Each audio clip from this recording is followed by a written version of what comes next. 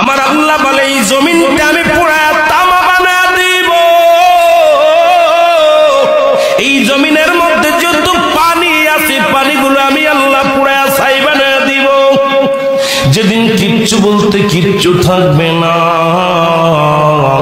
সেদিন থাকবে শুধু আমার আল্লাহ। আজকে কার জন্য সুদ খাও, কার জন্য ঘুষ খাও, কার জন্য ব্যভিচার করো, কার জন্য অন্যায় করো রে মন, কার জন্য তোমরা এত বাদই করো।